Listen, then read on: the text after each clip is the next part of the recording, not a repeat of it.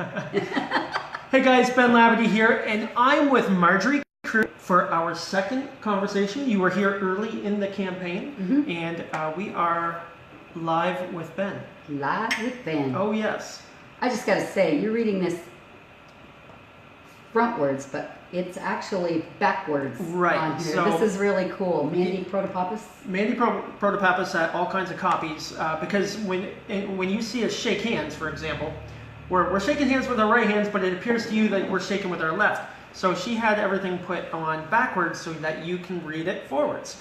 So, hey guys, use that comment section to ask questions, share your opinions, your ideas, and hit that share button, and let's get the word out about these candidates. Hey Ryan, and don't be scared just to say hello. Hi Ryan. We're going to have a little fun, we're going to have a little conversation, and talk about how the campaign's going. So, let's start with, most people already know you, but why don't you give them a little rundown on who you actually are?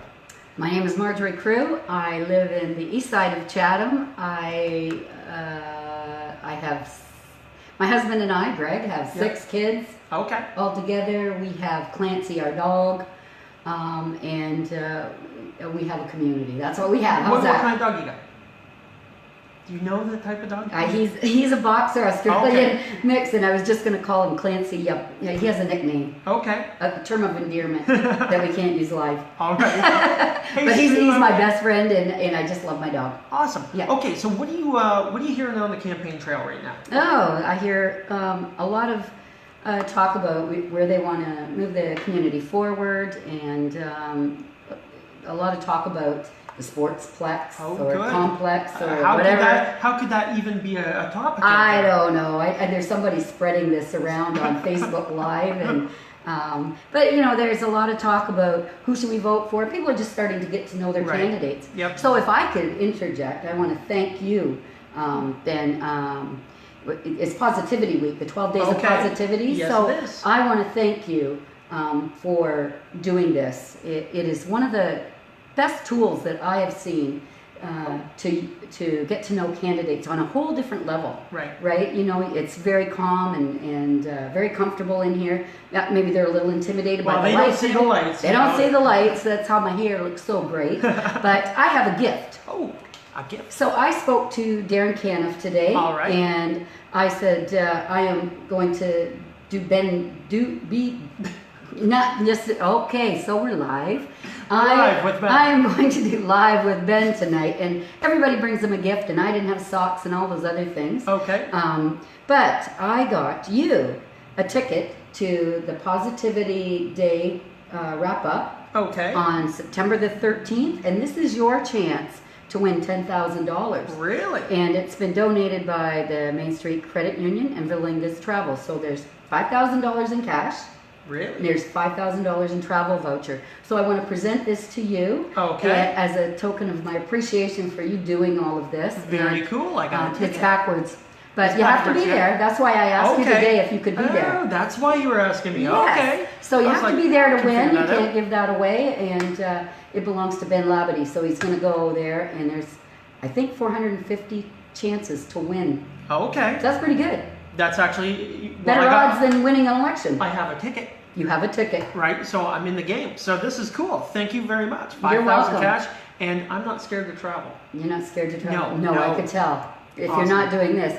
I thought maybe you could use the money, because when do you work?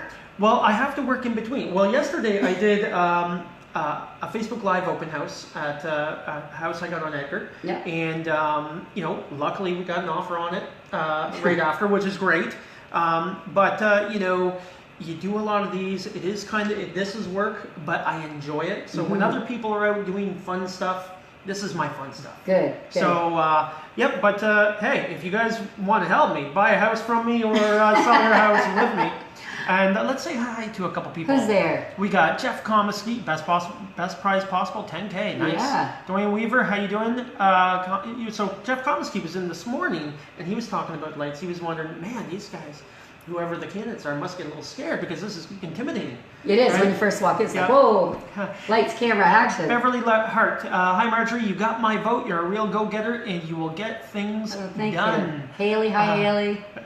And Nicole St. John, St. John. Hi, Marjorie and Ben. Hi. And a chip in a chair. That's all you need to have a chance at winning this thing. So There you go. thank you very much. I'm very appreciative of that. Oh, And you're welcome. We're I'm gonna be appreciative. there. Yeah, this I'm is great. excited. So thank you for doing that, and you spin a positive light on all the candidates, and it's really neat to see, some of the young people you've had on here. Right. What a bright bunch of people that. Well, that Gordon Thomas was a Isn't he surprise something? I'm yesterday. surprised. But everybody, and the coolest thing about this is that people get to know who the candidate is, Yeah. at more personal level rather Right. than what they can read in a 2-second blurb or whatever. So, hi Marjorie and Ben, I will be voting for you. I think you've more than proven yourself with Eastside Pride and Friends of the New Animal Shelter, among many other experiences that you have done for the community. Hey, let's talk about the animal shelter. That I think I saw. Do I see concrete anywhere? Oh, you sure do. Isn't it great? Talk to us about the whole process, okay? Ooh. That's over a period of time where you weren't actually on council. Yeah. You were just doing this in your, with Art Sterling. Mm-hmm. Okay, talk to us about the whole process and where it's at right now. Okay, so Cole's notes. So after the last election, Art and I found ourselves with a little bit of time on our hands, and if you know Art, myself, our brains start spinning, and we were spinning in different directions. Right. And then one of us called the other and said, "Are you interested in working on this?" Because when we were on council, it was always something we knew needed to be done, Right. but we couldn't get. There wasn't the political will to get that to move around the table. Always fighting for dollars, everything. Right. So anyway, to make a long story short, we had the blessing of council to pull together a team. We started fundraising and started working on that. We had ups and downs, and doing some right things, some wrong things, and Right. we ended up with Lynn McGetchy Schultz. Finally, we hired her as one of our. What's her name? Lynn McGetchy Schultz. Why did you make me say that twice? I know, Lynn. because it sounded like a tough name to say. You said you weren't going to try and trip me up. There you go. That's my stumping question, yes. Yeah. So anyway, we got Lynn on board, and she's the paid staffer too. Because when you got a bunch of volunteers doing the work, Right. eventually, we still have jobs, right? Yep. So Lynn pushed us over the top, and we're so blessed to have her helping us out. But that team, I'm going to mention a few names, Okay. so I hope I don't miss anyone. Dr. Bruce Warwick, Councillor Frank Lacuter, and Okay. Ike from Hub Creative. All of these guys, and I'm just thinking, boy, did I miss someone. You knew you would. I You knew you would. probably But the would. best part is that you can type it in after. I can. I hope I didn't Yeah. miss anyone. But there's all the volunteers and the staffers and everything. Oh, we got some people here. We got Jonathan North. Would you support a ball hockey court? So that's a ball hockey rink, like Yeah. road hockey rink. Absolutely. Yeah. I would support it. Now, I have all these discussions about things, but here's one of my challenges. I don't think everything should be run by the municipality. Right. We should create the conditions for these things to happen. I think that those things, if you want them to be sustainable, are run and organized by the citizens who have the passion in our community. Right. However, there needs to be, maybe a ball hockey court needs a little bit of funding or some municipal support, Right. staff support, whatever you can do to take the red tape away, Yeah. make it easier for citizens to do these things in our What community. can citizens? Okay, so let's take this for example. Somebody wants a ball hockey court. I don't know why. know. Rink. I always call it a rink. Okay, Yeah. ball hockey court. Well, Okay, court, they because you call could it. play Right. badminton in it. Yeah. So let's take somebody wants to have a ball hockey court. Most people would support that. I don't know anybody that probably would say no, we're totally against it. But how can somebody go from ball hockey court idea to, number one, raising money as a private person or a private little group or a little organization to actually seeing this happen, okay, with their own money? Say they raise their own money, and how do they go? Do they go to council and say, hey, can we put this here, here, here? Would you support that if we come up with the money? How would they go about that? Well, first you start with that idea, Okay. and then you would have to find out what you can legally do, Right. where you can legally put it. How can you get money? Are there grants out there? Do you need to fundraise?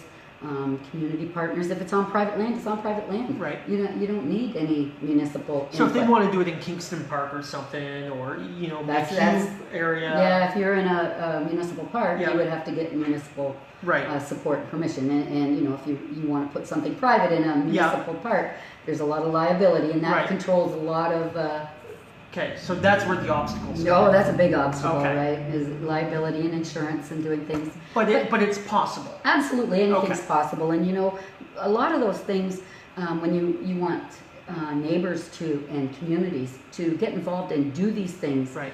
because we hear there's nothing for kids to do. Yeah. But, okay, so what do you want to do for the kids? What do the kids want to do? Right. Maybe they don't want ball hockey. Maybe they don't want dances like we wanted when we were kids. Right. Things are Different different. world. Maybe they want a Wi-Fi area in a park. Right? Okay, that's a There- good idea. It is a good Do we idea. have Wi-Fi areas in parks? No. Not yet. It's very expensive. Eastside Pride at one point had looked into doing that, but it's very expensive. You need partners and things, and I like that idea though. it's a great idea. Okay, so Jonathan North, it's always possible to do your own thing and then bring it to council or move that idea forward. Or you can always ask community groups that have already done some Right. community things and get some mentorship going. Absolutely. Hey, Dave Osborne. Hi, Michelle. That's my son. Ellen, Hi, Kathy, Dave. Randa, and Karen. Hey, Karen. Hi, Karen. Okay, yeah, so Karen's not running anymore, right? No, she's not running. Karen's she's retiring, but Okay. she's left her mark. And I served for 8 years on council with Karen, and I'll tell you, the passion doesn't stop. She's not going, and I know she's not going away. Right. She's going to throw a question out there probably about age-friendly communities and Good things stuff. because Good stuff. we're on the same committee together. All right, let's go with somebody had a question up here. Multi-purpose sports complex. Let's get right to that.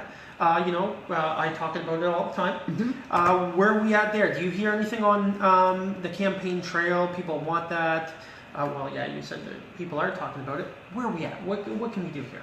Well, I don't know what the Well, we're looking sports at- complex is. That like everything where soccer Well, and hockey and the- baseball? Ideally, it would be a one-stop shop. I Mhm. mean, most people think arena, but it's got to go way beyond the arenas. Mm-hmm. So a twin pad arena, but you have to have a space like a pool area, indoor pool for people.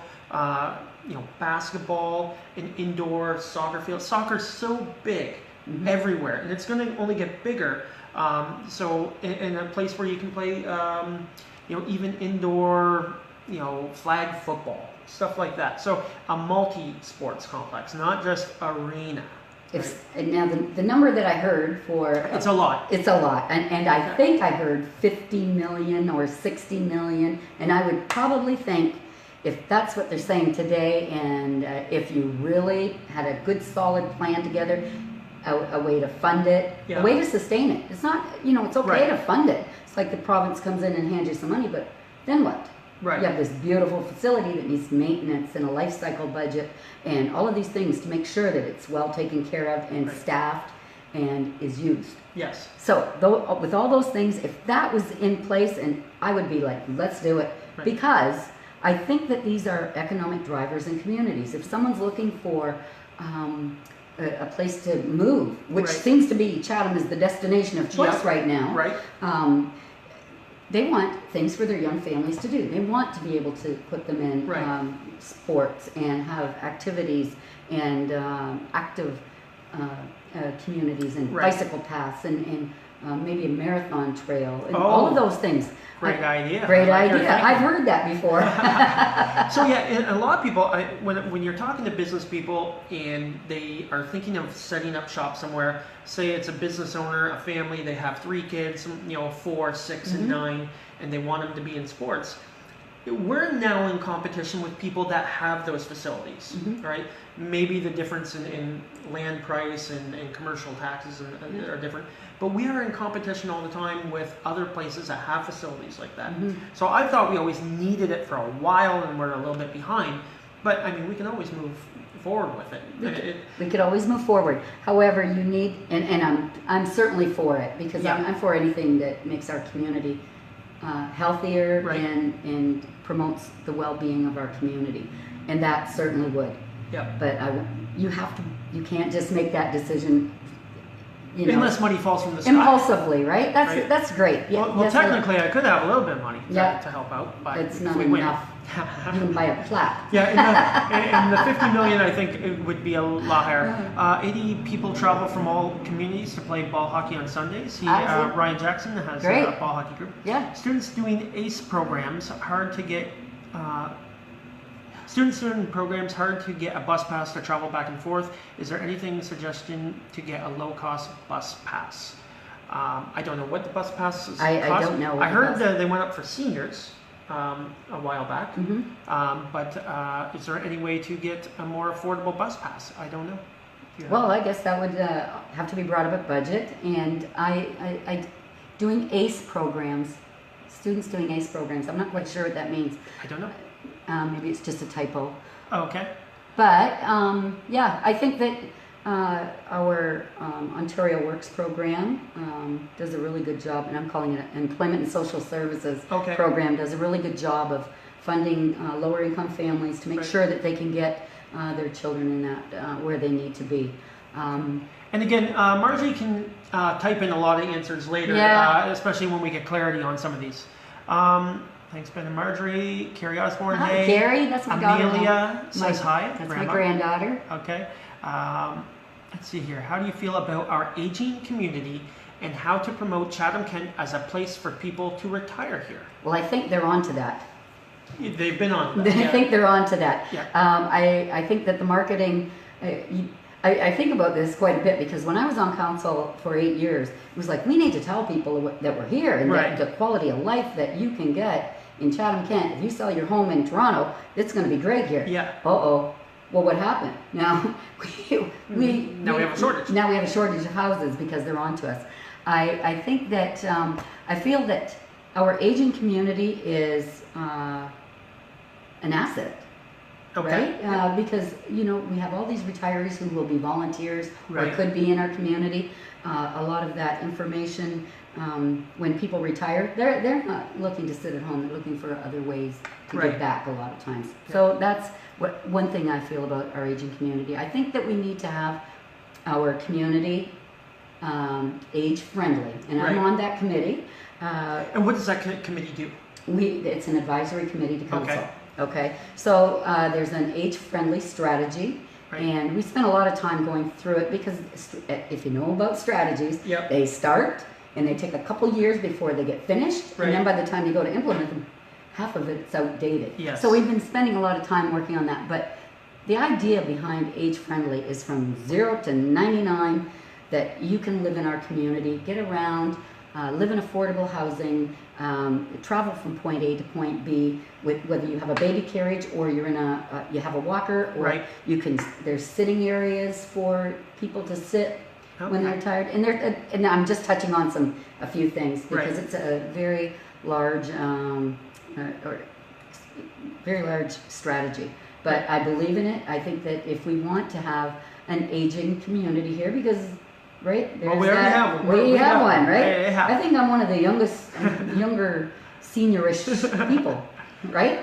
Yes. Yeah. Very young, very young. Marjorie, I'm pleased to work with you on the age-friendly committee. One of our goals is to improve our community transportation needs. What's your thoughts on this challenge? It's a huge challenge, and we talk about transportation needs in our community, and it doesn't matter what your age is. We have a community that is the size of Prince Edward Island. Yeah. And we have urban areas, towns, a large rural area in the middle, and all these little communities dotted in between. How do you connect them? How do you prevent isolation? It's a challenge. I work at CHAP, at Family Service Kent. Okay. So, you know, we understand the problems that seniors and people with disabilities have to get around our community. One of the things that we'd like to see is a collaborative effort, partnering, the municipalities partnering with other agencies, such as, and I'm not saying this because I'm at CHAP, but because we have a transportation infrastructure already in place, partner with us so we can get out and get those people. So, and maybe it's an Uber thing, whatever. But all the transportation avenues in our community, if the municipality would collaborate and partner with them, we can provide a better transportation network for those that need to be connected. We need to use the existing infrastructure, we need to use technology, and we need to collaborate. Awesome. Hey Megan, how are ya? Tagging Senator Dorner. Hi Melissa. Haley, upgrading St. Clair College. Ace.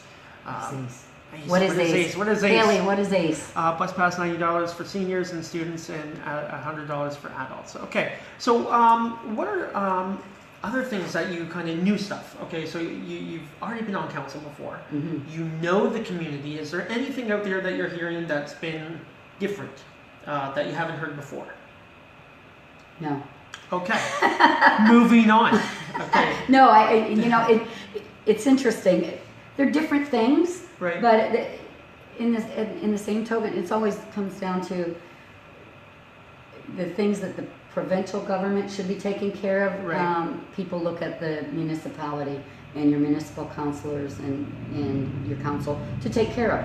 When, either partner with the province to get these things done, Yep. And it's educating the electorate. Okay.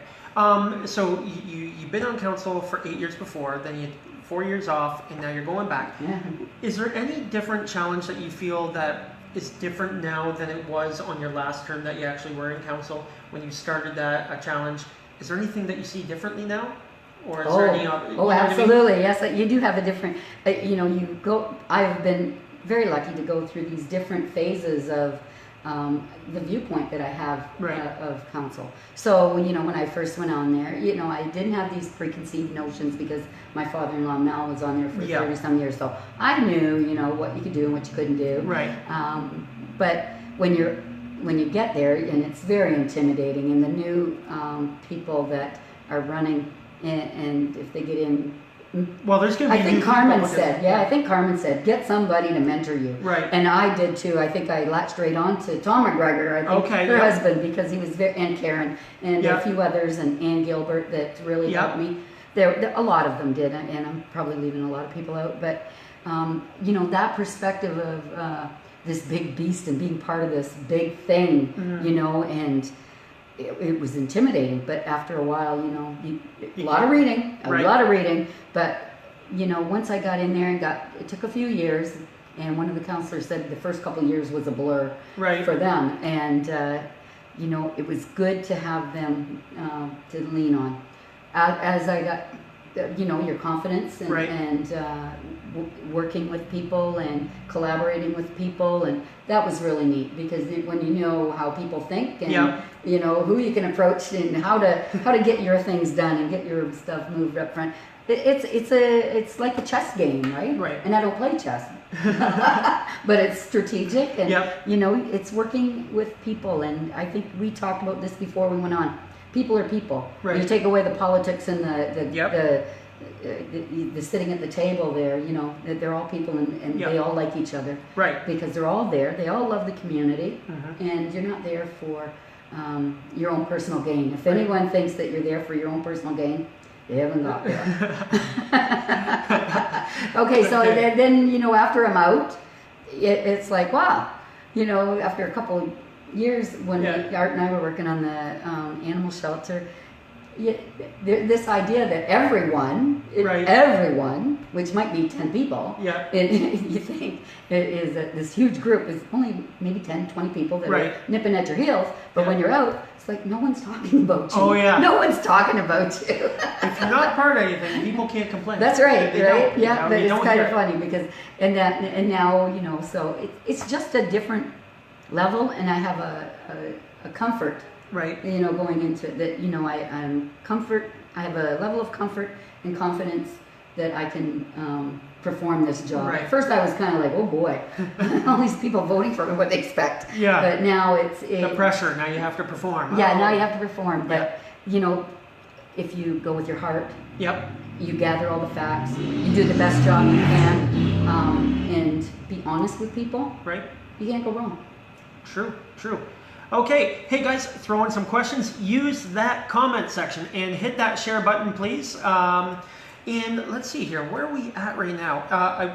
The last person on, Randy McNeil, candidate for Ward 5, we got talking about the rural and urban divide. Now you're Ward 6, he's Ward 5, and we've had chats with candidates from Wards 1 and 5, and there is a rural divide. And we kind of, at the end of it, thought of a unity committee with the sole purpose of how do we heal this divide that's been going on for so long? 20 years we're talking. How do we finally break this down? Everybody that comes on here says we want to heal this divide, but how do we do it? Right? Can we do it through some sort of team building unity committee?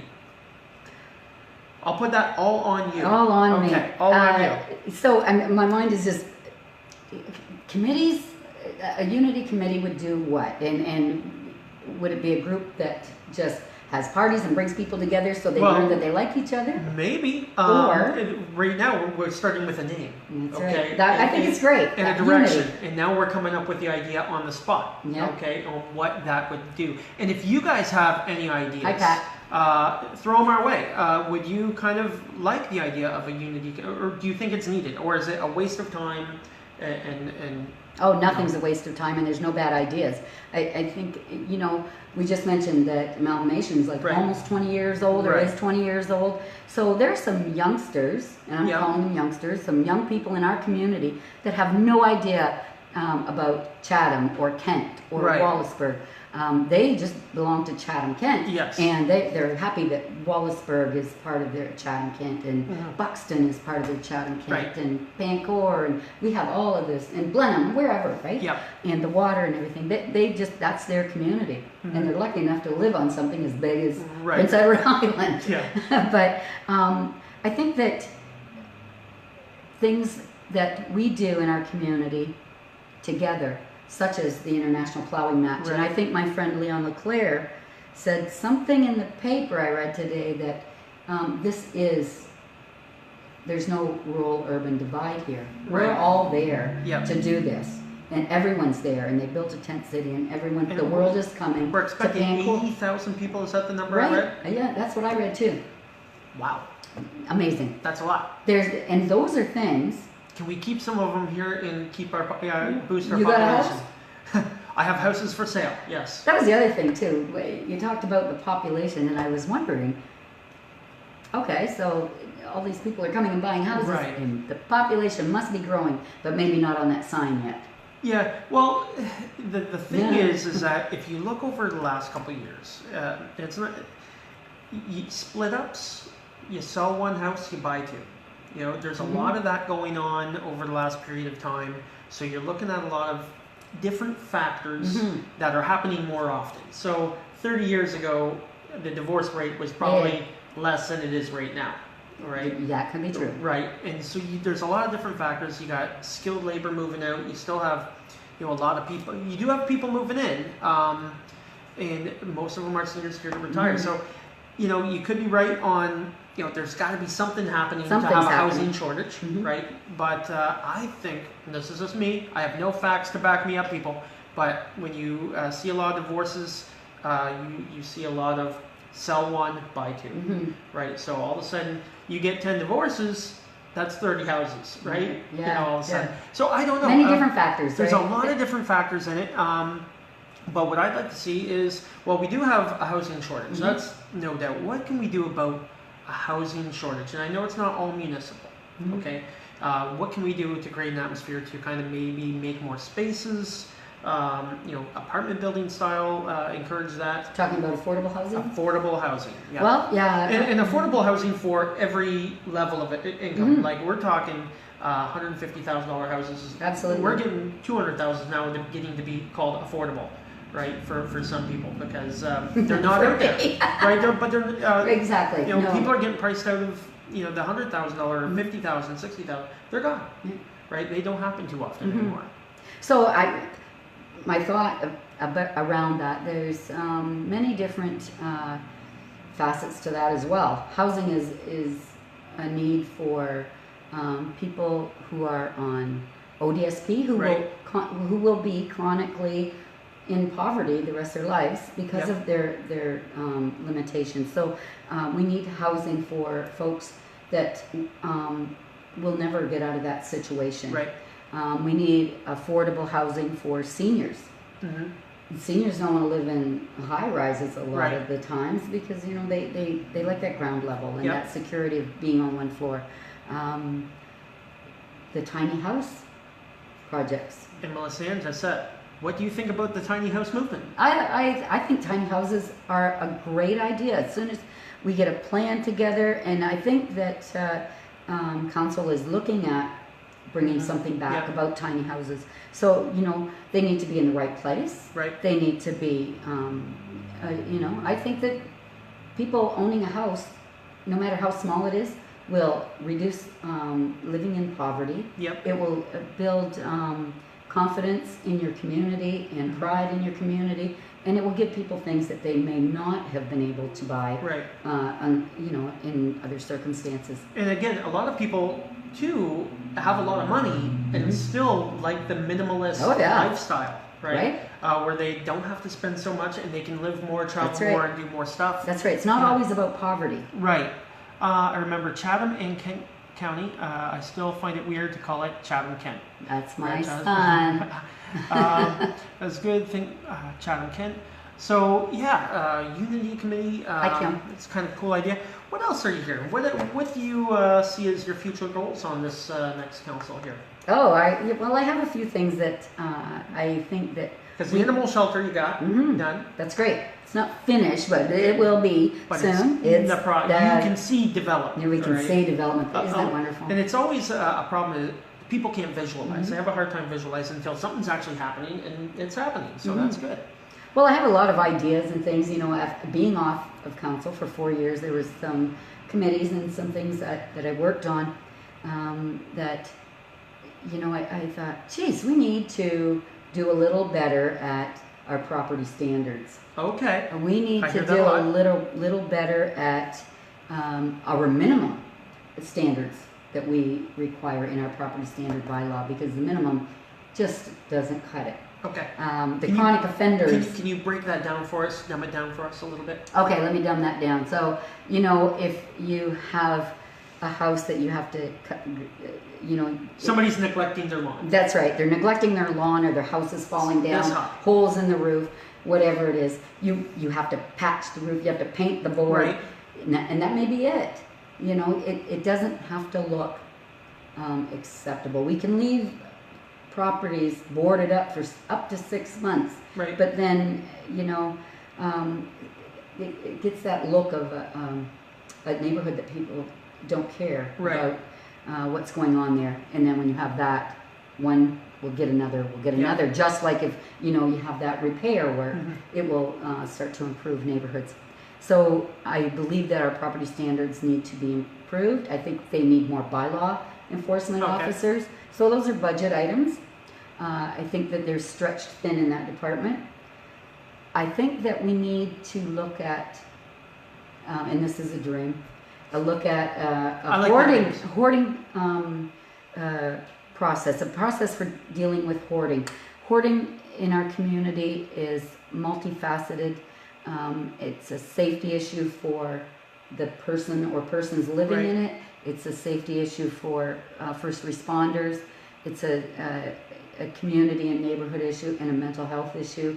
And it's, there's so many things. You can't just go in and clean up someone who has that type of issue in their community or neighborhood. And we need to be able to do that. And that takes some money. That takes a lot of partnerships to make those things happen.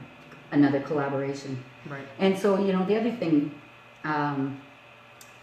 we talk about, I see a lot, is like, what are you going to do with the drugs and that in our community? What are you going to do? What are you going to do with them? Yeah, that is a problem that, when someone's on drugs or there's an issue that's plaguing a community, it's not just the police can come in and arrest your way out of that. Right. That is, you need a round table of people to support and get that person moving in a better direction. Right.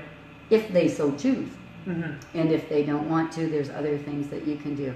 I hear talk about, I lost my train of thought. We were talking about drugs. We're talking about drugs.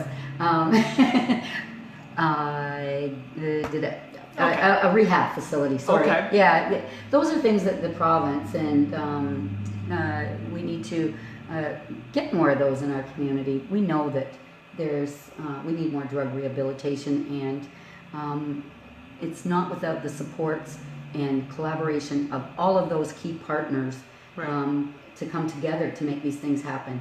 You can't say, housing, give them a house and they're going to be fine. That, you can't say police arrest them, because it just doesn't work. You have to put a bunch of resources around that person. Unfortunately, that's the truth, and we can say put them in a rehab center and whatever, but take them to court. These are things that need to work together. There's a prehab. There's a thing called prehab, right? Like I had a call the other day from somebody, and they have small housing for prehab. People that are just before going to rehab, and then they stay there for a couple days, and then they go to rehab, and then they come back here in Chatham. Yes. Good for them. Harmony Life Services or something. Interesting. And it may be a fee-based facility, right? I don't know. No, I'm talking about public supports, right? Yeah. Because these are issues that... I think it's a provincial thing. Yeah, and these things cost taxpayers money. And it's not always the bottom dollar, but it does. When the police are constantly responding, and housing, and people are calling the mayor's office and their counselors complaining about situations, and it's not like one thing can make it right. Right. Kim King, hi Marjorie. Okay, Pat Burrows. For what people are paying for rent, they could be making a mortgage payment. Is there any way some type of community fund could assist forgivable loans, down payment towards ownership? Well, there is a program, yes, through Ontario Works. Yes, so Employment and Social Services. My brain keeps going to the old. So Chatham Kent actually has a down payment program that people can use, and I believe I actually have a video I did if you look at YouTube, but it's basically a free loan. If you keep the property for 20 years. So if you sell that, and it's basically a no interest down payment. So a lot of people, they have the job, all right, they have the income, they don't have the down payment. That's right. And that's where this part comes into effect, and it helps out. Oh, it helps out a lot of people. I actually know some folks that have bought a home that way. Actually, if you want to look at Ryan Jackson from Ward 6, he's a Ward 6 candidate. He was on here the other day. He spoke. He has used the program, and it worked for him. Good for him. And it's helped him and his family and his wife, and really good. Yeah, so great. The program does work. There is programs out there. We do have to get people knowing about those programs. That's right. Right. So if you know it and you have a link to it, share it. Yeah. And I'm not sure, but I think those come out sporadically. Once all the money's gone, then they have to wait till it's rejuvenated at a certain time in the spring or fall or whenever it comes. Thomas Smith, true, we need to also maintain a cosmetic presentation, keeping properties of the less fortunate acceptable for a beautiful community. And, we got to do beautifying the community. And it takes your neighbor, and it takes you to kind of beautify your own property, to encourage your neighbor a little bit, in maybe help them. Go out and help them. Maybe even help them. Yeah. Those, and, I don't know who that is. Dwayne Weaver? There's Dwayne? So those are really great ideas, and like I said, everything should not be put back on the municipality, but I think that the municipality should be a tool that neighborhoods and people use to do these things in our communities to make them sustainable. If you want something sustainable, you let neighbors do it. Government should be supporting it, not running it. Cut the red tape, and that's one of the things we need to look at. If you want to have an event in your neighborhood, geez, I shouldn't have to plan for 6 months to have a block party, right? Yep. Tom Smith, also wonder what the bylaw regarding neglect is. Now, we covered that a little bit, Thomas, if you're just coming in, but we'll touch a little bit back. What is a bylaw on neglect? Is there... there's a property standard bylaw. Okay. Thomas, I can't read it off to you because... you don't have it in front of you. I don't have it, but you can kind of respond to them by text and that. Yeah. By responding. But yeah, we did cover a little bit about the neglect with the consequences. And there's chronic offenders that, those are the other problems, right? When the neighbors constantly have to call to get the property fixed. Right. That's not fair to taxpayers and neighborhoods, and it reflects on everyone. Hi, Diane. Hi, Marjorie. Good to see you again, even if it's through my broken iPad screen. Oh, no. I have one of those iPad screens, Diane. Good neighbors are contagious. Taylor Ave is looking good. Taylor Ave is looking really good. Taylor Ave is a success story from the neighborhood watch groups that back in the day we worked all together. You know, we all worked together, and it's just a huge success story. Right. Somebody, can I have a goat in my yard? Now, Bev, I don't think you can. I've wanted a goat in my yard. I watch goat YouTube videos. If you ever get too much time on your hands, Bev's got too much time on her hands. She's my friend. Goats on she YouTube, was. and it's the most amazing thing. What events would you like to see back in Chatham-Kent? Well, one thing I hear a lot is we need the Festival of Nations back. Absolutely. And I think it's great. Our community needs to celebrate our diverse community. We need to support that. However, what did I just say? They need to be run by citizens if you want them to be sustainable. It won't be sustainable if it's government run. Yeah. But there, you know, if someone has an idea and wants to, it's not a little bit of work. We're talking a lot of work. It's a lot of work and a lot of collaboration. And you know, nothing that is worth it is easy. Right. Right. But how can we create a better atmosphere for encouraging people to take the lead? Okay, community members to take the lead on things, because I mean, a lot of people, when you say work, right, they're like, oh, I want this, this, and this. I'm already busy. But then they're like, okay, that much work, I don't like it that much. Yeah. Right. I like the Festival of Nations, but not enough to put 40 hours in for no pay. Yeah. It's more than 40. Yeah. So a lot of people are kind of like that. But what can we do to encourage people to take the lead, or give them the tools to take the lead, so that they can do it, and then bring it to a point where the municipality can kind of get involved in helping the way a municipality can, that doesn't do it all themselves, but it supports their ideas. Yeah, I think that a good mentorship program, or you know, a support program to develop leadership and teach people where to go and how to.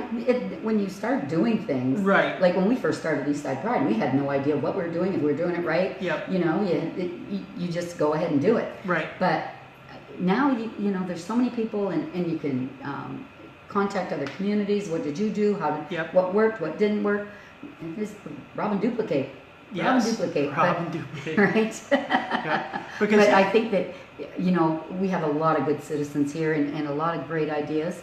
But it needs to be citizen-led, supported by the municipality. And we need to fund it. You know, perhaps we need to work on the Community Partnership Fund and develop. There is a festival, or at least there was. There was a festival grant. Yep. Oh, there was. Okay. I don't know if there still is.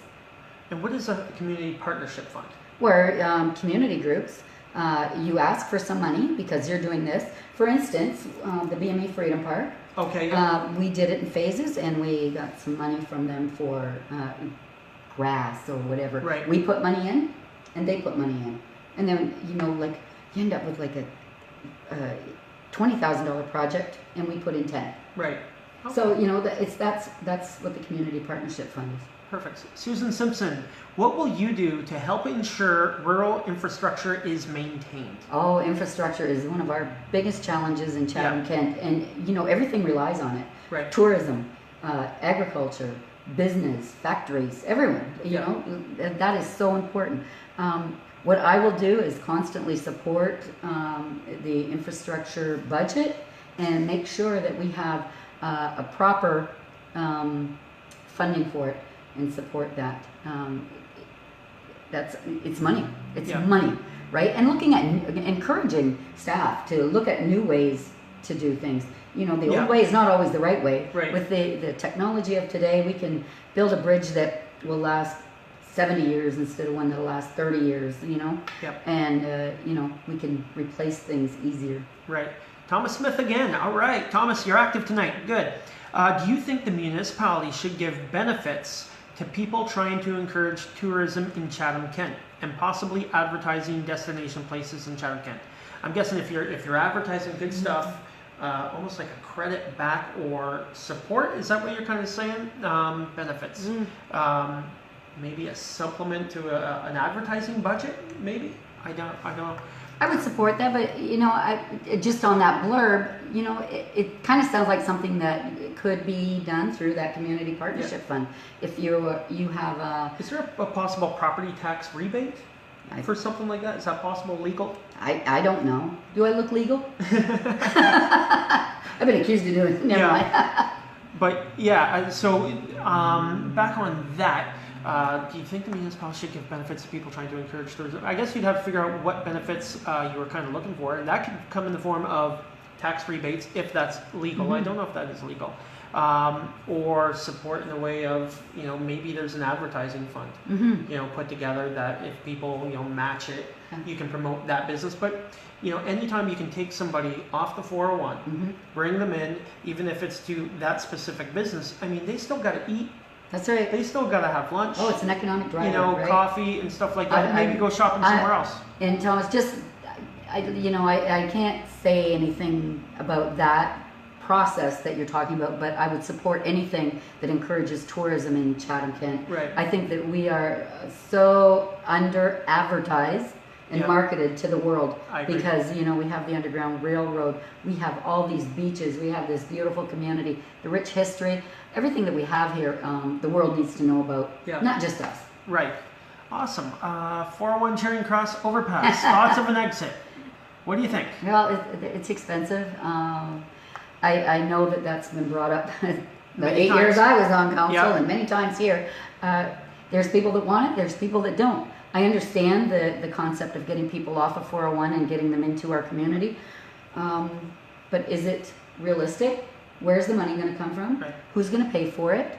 And you need all the facts in place. And now that's a residential area, so you got to get by them. You got to get by them. The people that are going to have trucks and stuff going by them. Exactly, and there may be some land that needed to be expropriated. Who knows? See, I myself would love the idea, okay, because it's just the easiest way to come into Chatham. It's the easiest way, and a lot of times people go by because it's so difficult. They don't see anything, but it is the easiest way.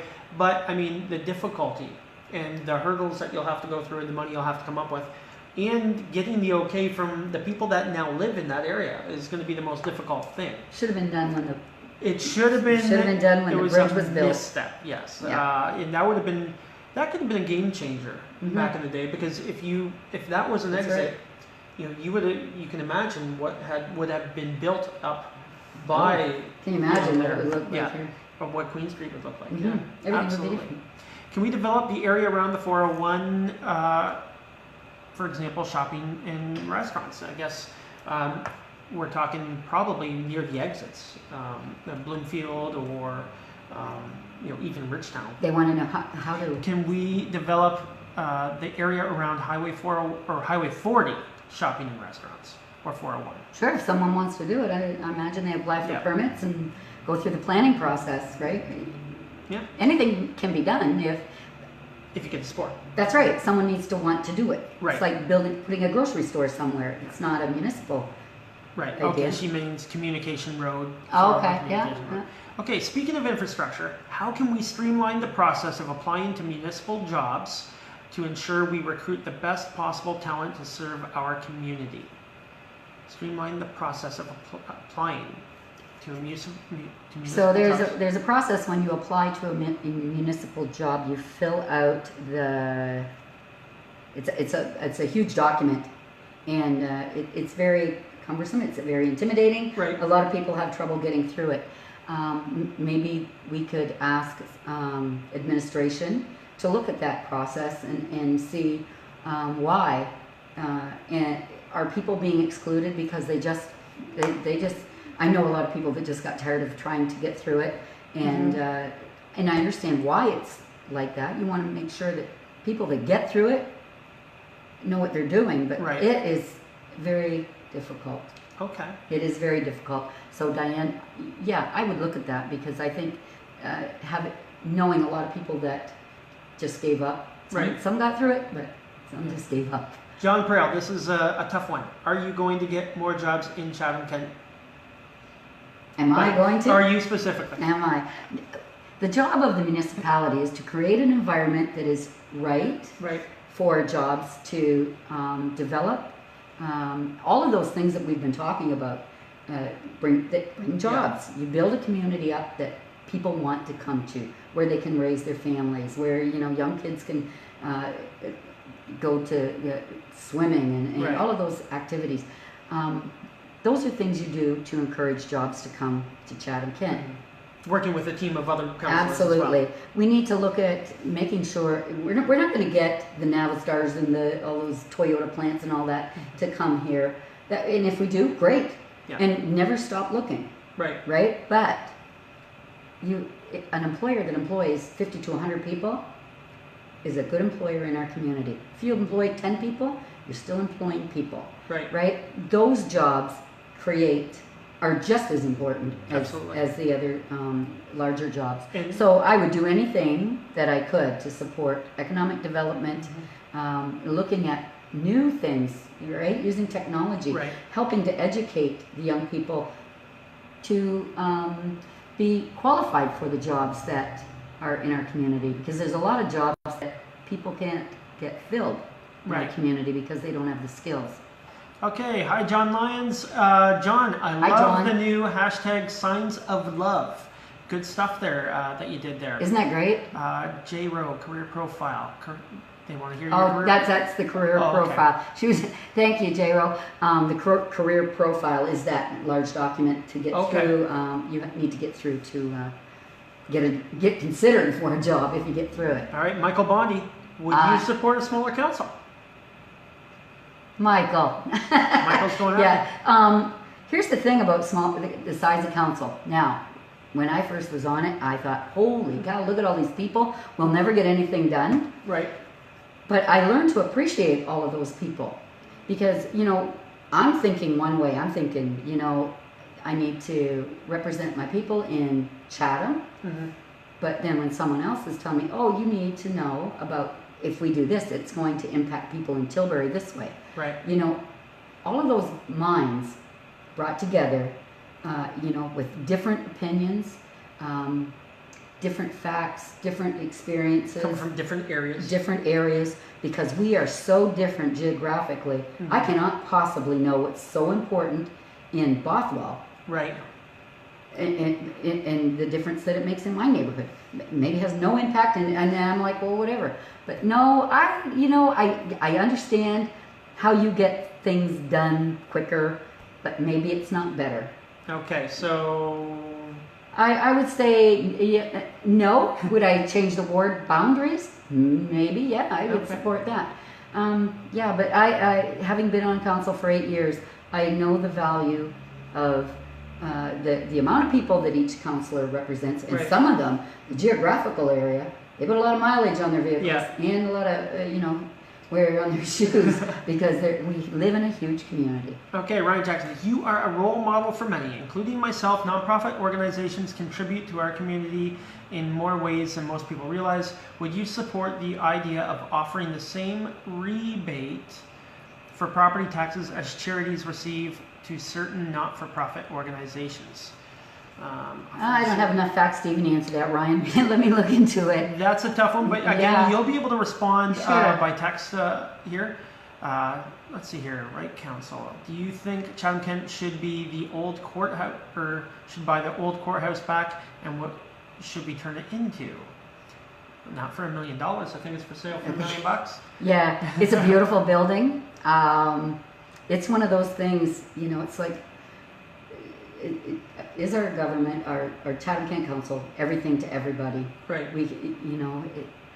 I would love to keep it because I love our history. Yep. And there's some buildings that are gone that, kind of make me go, geez, we should have really kept those. And but I hope that someone will buy it. And do something cool. Yeah, something really cool. But I can't see council having a use for it at this point. I may be wrong, and I'll change my mind anytime that presented with some facts or a great idea or something, maybe a partnership to do something. Okay, my man, Craig McNeil. You're late today. You missed the first one. Look at here. You're becoming very popular, Craig. Okay, do you support municipal tap water? Yes. Do you buy bottled water? Occasionally. Why? Well, sometimes if I'm out in the golf course, you can't drink out of the taps out there anymore. Right. I need something to drink. Yes. So Okay. I get bottled water. All I right. don't, if it's convenience, but I recycle the bottles. Okay. Any ideas on a bylaw to reduce single-use plastics, or would you look at ideas of bylaws to reduce? I would single-use certainly plastics? consider anything that's better for our environment and for our community. The great thing about you is you're always listening, doing great. Oh, thanks, Thomas. Good stuff. The unemployment rate in Chatham-Kent is 5.2%, below the regional average. Job searchers market. Yep. And I think Patricia Sylvain was on here yesterday talking about what she looked at on Indeed.com and how there's about 300 full-time positions available throughout the municipality. I don't know what those pay. I just came by Meritor, and there's signs out there for some skilled labor. Right. Does Chatham need six counselors? Yeah. What do you think? Oh, no, Michael's going to give up his job. Oh, this is from I'm just- Dwayne. This is from Dwayne Weaver. Does Chatham need 6 counselors? You kind of already answered that with. Yeah, Chatham, maybe not, I think that it was set, I'm just going from memory, so I could be wrong, but I think that when Dr. Mayboom put the plan together for Chatham-Kent and the wards, I think that they looked at it on geographical area and population based, so each area represented the same amount of population. I could be wrong, but that was way before me. But yeah, you know what? 6 counselors for Chatham. Yeah, maybe we could use less. Something to look at. Michael Bonney, come on, counselor. Too many of us, plus no tiebreaker. Okay. I think you want somebody else on his side, right, Michael? Just looking for teammates. We have the best water in the country. Okay. Tourism. What can we do for tourism? Hey guys, make sure to ask more questions. You'll be back probably another time as well. And we're also, if you guys want to also watch you in action, you're going to be at our candidate roundtable on Wednesday the 12th. That's interesting. Yeah, so... how is that going to look? Well, it's going to be interesting. Now, it is an experiment. So for those of you who don't know, I'm running a candidate roundtable where 5 candidates, not ward specific, talk about an idea. So my goal with these, with the Facebook Lives, is get to know the candidate, get to know how your mannerisms are, how you talk, how you think through things, think on the spot, and to see you interact with others as a team, because you're not going to be debating each other. Right? Although there might be productive debate where you may disagree on something but have an idea. And how do you guys work towards, something, a good idea? So I think it's going to be an experiment. And, That's cool. I hope you guys come out. That would be cool. It's at the 107 Cafe. Starts at 6. The first session goes on. It's only for 35 minutes that you'll watch 5 candidates talk. And again, it's not a debate. It's communication. See how everybody deals with each other. That's really cool. So I think it'll be fun. Again, It's different. You're definitely part of the experiment. It could be bad. It could go bad. I don't know. That's why we experiment. Does Chatham promote itself province-wide or further? Do you think we do enough job of a good enough job of promoting ourselves? No, we don't. And I think when I was on council before, I always spoke up and asked them to, promote us. Like, and any time I had the opportunity, I do that, and I still do. Yeah, not in Alberta. People know Toronto and Windsor and Detroit. And Rich, good point there, is a lot of times when people are explaining where they live, they explain themselves as a place between Windsor and London. Okay, because those are, even though Chatham-Kent has much more size. That's right. Right? I think we're probably the size of both of them. Right? Probably fit them all in there. And we got, two bodies of water. So yeah, how do we kind of get rid of the idea where, we're not just a place between 2 other places like Windsor and London, but we are a standalone Chatham-Kent place that people will just know. How do we do that? How do we get from thinking? Well, we continually market. Solve the world's problems, Marjorie. I know. Yeah, I'm thinking that's my son. Tough question. Thanks. Thanks, Boo. Good job, Rick. But I think that you continually marketing our communities, and and is it important that someone in Alberta or Las Vegas or wherever you go, when you say I'm from Chatham-Kent, where's that? Right. Right. So I get to tell them where we're at. It's when we are part of the world, we don't know every little single community, right? Yeah. Like 100 and whatever thousand people we are. Right. You know, and it's important that we are marketed, we get the people in we need, and it's important that we tell people who we are. Do we need to be a Toronto or a Windsor? Why are they known? Yeah. Right? I want to be known because we're Chatham-Kent, and we're one of the best places to live in the world. And we are. Yeah. Does the municipality play any part in bringing doctors to Chatham-Kent? Hi, Bev. Yes, they do have a doctor recruitment program. Okay. They did Okay. 4 years ago when I was there. All right. Do they still have it? I don't know, Ben. You know I'm not on council now. Okay. Michael, do you still have it? Ask Michael. Ask Yeah, Michael. I don't know if we do, but there was a doctor recruitment program, and Fanny Favulis was the lead on that. So anyway. Tonight I came across 5 families on one street who are less than a year in Chatham, moved here for work. They are young families, very promised. That's from That's Don great, Fuoco. Don. Yeah, and you do see a lot of people, you know, that are moving into the area, and they got, you know, one of those rare lucky jobs, right, if they're young. But a lot of times it's seniors. So we do have people moving in. How can we keep this going if it's happening? So are we getting, we need population growth. We need right? population And growth. we also need to retain the youth. Yeah. All right, so it's good that young families, that you see 5 families on there on one street, which is great. But how do we keep that going? How do we keep youth coming back or encourage them to come back if that's not the case? Well, some of the thoughts that pop into my head is, you know, we talk about agribusiness, and Right. people think of farmers, Right. but those are some of the highest technology jobs that you can Yes. imagine. Very high. And when they talk about having, you know, these types of skills, and there's none of these types of jobs to come back to, there's some farmers that I spoke to and I was like, wow. Oh yeah. You know, it's simply amazing the way that our agribusiness is run Right. today. And my friend Leon, we grow for the world. I'll say it. I know that I'll be reminded later, but it's very important. Those are some things that our young people should be coming back for. Right. Those are the new technology-based jobs Yep. that people say that they're looking for. So we do have them. We do have we have colleges here, and we need to work with them and get those kids to I mean, stay. we got the University of Guelph there, Right. in Richtown. Yeah. What can we do to better even expand that or help them? Is there something that the municipality can do to be part of, you know, helping them grow?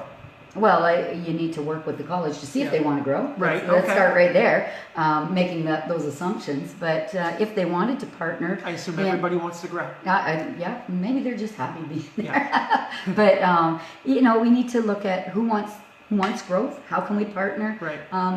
The municipality has partnered with the universities and colleges in the past many times that when I was on council. So. Right. Okay, what single issue are you passionate about going into this election? Most passionate about going into this election? From Elizabeth Mansell. A single issue. Let me see. Single issue. I'm not passionate, Elizabeth, about any single issue. I'm passionate about anything that moves our community forward, promotes healthy communities, safety and well-being of our community, and promotes growth. Anything, and Chatham-Kent as a whole. I want to work together with everyone in our community, and you know, I've done that in the past. It's not anything new to me. Right. I work well with all of council, but that's my single issues is that we all work together and we all work for a common goal, whatever it may be. Yeah, and you've kind of a continuation of what you've been doing in the past, really. Okay, get your last questions in here and use that comment section to share your ideas. We'll be wrapping up shortly. What else? What can you tell the people of Ward 6? We got a lot of people running.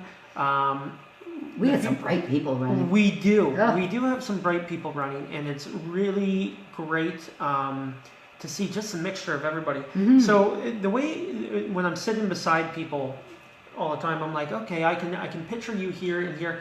Where do you think you fit? Because basically it's a puzzle, and every piece of the puzzle is different. But when you put them together, you have a masterpiece. That's right. What is your puzzle piece? What is it Yeah. to that masterpiece of a beautiful picture? Well, Chatham Kent is the beautiful picture, and I think that I bring my experience, my honesty, my integrity to that table. And when you have a lot of experience, not just around the council table, but a lot of experience in life. Right. I've been. I've been bored. I've been really bored. We have been bored. We've been poor, Yes. but you know what? And I've held many jobs in many different places, and I think that drawing on that experience, because that builds character and experience, and I always tell people, whatever you're going through, it's building character, so Right. just keep going. But I think that I have an ability to work really well with others, and I'm comfortable around just about anyone. Right. And I think that being able to collaborate, bring the best out of people, is the way that we will get things done in our community. And listening and understanding what's important to them. It's like, I can't just go in there and just Right. be happy that, Chatham's got this. Yes. We are Chatham Kent. Yep. And, making people understand and making sure that everyone has what they need in their communities. What's Right. important? Do they need bridges and sidewalks fixed? Let's get them done. Yep. Let's prioritize, and sometimes, we need to get things done in other spots quicker. Yeah. Now you've had me babbling. I got you babbling. There's That's part of good. my masterpiece. And now that you've given your spiel, are there advanced polls, and how do we get to do them? So we got the online voting starts October 1st. Right. Okay, till October 14th. Voting day is October 22nd. Do we know when the advanced polls are, where you can physically go to a poll? Do we know that? We do. When is that? Online, you can find it. So we I don't know the right exact. now. I don't know the exact Right. days of the online. I'm sure someone will post them right now. But Yeah. yeah. If you know them, post them. I know the event or the online polls. Yeah, the online polls is, and you know what? This is where I think voter turnout is going to be the Oh. highest it's ever been in this municipality. It was pretty good last time. And it was 42. new. I think we can do Yeah, 50. that I would think be we can great. do 50. I'd like to see 50. I'd like to see more, right? Because when you get people, and we're seeing it actually right now. We're seeing people more engaged in this election than any other election for. Can a Chatham Kent resident vote if they are away during the election? Mother-in-laws in Alberta. Absolutely, you Yeah. can vote online as long as you have your voter's card. Right. Okay. You can also check at voterlookup.ca to make sure you're on the voters list and your Right. address is correct. Yeah. I will. Thank you.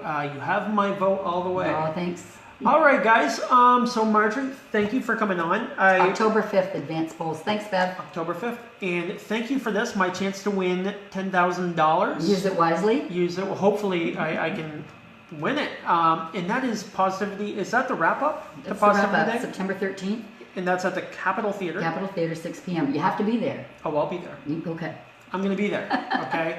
And hopefully we'll be seeing you back on the campaign trail. And we will see you September 12th. And they will too, because we're going to be doing that live. Good, yeah. So I hope it's gonna be- if you have any questions, simply message me or Yep. ask them there. And you'll be on here kind of interacting with people. So if you're watching the replay and it's not live and we're not responding to your question, still throw the question in and you can get back to them in that. And also at the top, Marjorie is tagged in this post. So you can hit her name and then it'll bring up her profile and you can friend her, you can ask her questions there. And you can also go to benlabadie.com to watch this video after, and please share that. And for all the candidates, please share, right, for them. And if you ever want to get out and help the candidates, how can they help you? Just knock on your door, bring up They can ask me whatever. Yeah, knock on my door. Most people can find my house. Yeah. You can message me, call me. Yeah, and you got a campaign team out knocking on doors too. And No, not yet. Not Okay. yet. We don't know if we're going to do that yet. all right, We're waiting to see. So okay. It's you just gotta feel things out. It- You know it's how a- campaigns go. You know, it is a different world now than it was, 10, 15, 20 years ago. A knock on the door is like, whoa, what's going on here? Versus, before it's like, wow, Yeah. somebody's campaigning, knocking on my door, I Yeah. get to meet them. but they're getting to meet so many people just right online, and a lot of people are doing that. So, okay, guys, we're going to wrap it up. But thank you very much, and Bye, Amelia. talk to you guys later. Have a good one. Thank you guys for watching.